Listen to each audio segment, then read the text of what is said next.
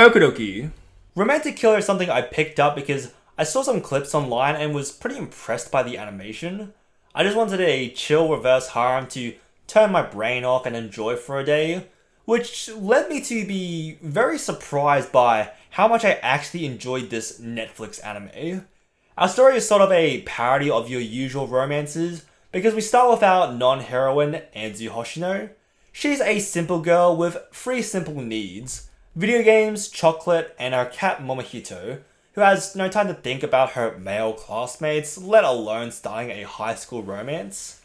That is until a little potato-shaped wizard called Riri comes in, confiscates the 3 things Anzu loves, and starts dropping her in romantic development after romantic development. Having no interest in helping Japan's declining birth rate, Anzu decides to sabotage Riri's efforts so that they'll give up on her and return everything, hence the name Romantic Killer. Now, the main thing I want to bring up is that I didn't expect the anime to be so bloody funny. I feel like this is something we don't see too much anymore, where studios just take one look at the character sheet and decide to throw it out the window in favor of morphing them to fit gags. A lot of the fun is just seeing Anzu contort herself into a variety of expressions, usually in reaction to Riri's antics. It has some really good slapstick as well. Riri just gets absolutely abused in this anime, getting punched, kicked, hit with a frying pan, soaked in boiling water, and then hit again. You would think it would get tiring, but Riri is such an unapologetic piece of shit that it becomes half of what I look forward to. Seeing this floating yellow beanbag get beat to death is just simultaneously cathartic and hilarious.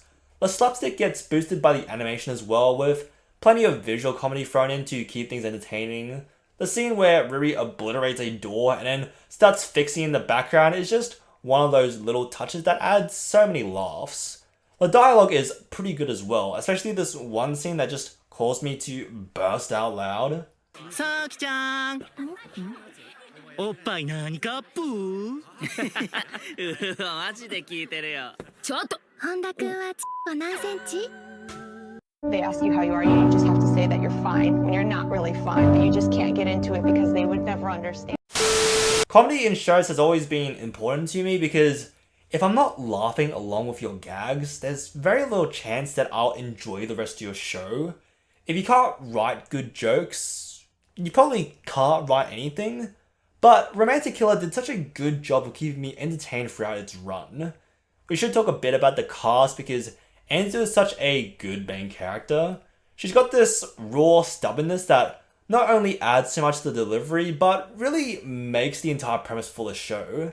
The anime is basically a romance where the main lead does not want to fall in love, and tries so hard to not make any of the love interests fall in love with her, which, unfortunately, due to her blunt personality and strong charisma, she unwillingly makes them all chase after her anyway.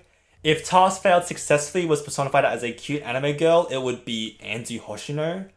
The main leads are all pretty fun as well. Starting from the weakest, Kogane Hiji is a rich boy that becomes baffled when Anzu doesn't instantly start adoring him like everyone else. So he becomes this sort of tsundere trying to win her affection. When I say a weakest, I mean there's no way he's going to win out of everyone in the harem, but his spoiled posh attitude is just very amusing.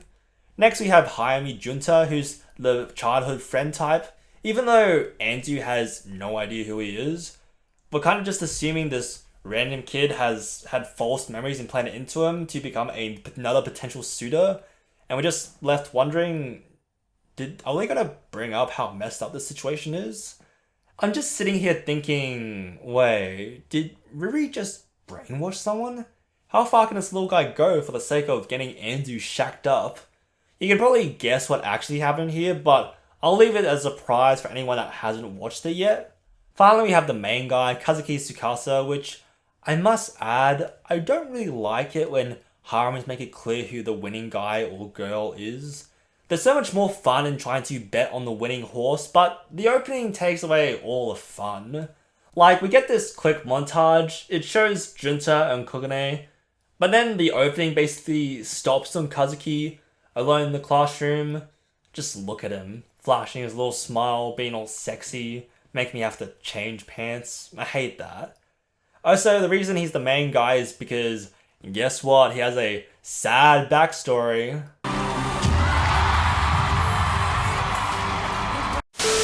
I won't go into it too much because it's basically the climax for the anime, but I thought they did a pretty good job of representing this darker aspect of the story. You would think that there might be too much of a tonal shift from goofy to serious, but Romantic Killer handles it really well, and you have to appreciate that from what's supposed to be a silly parody anime.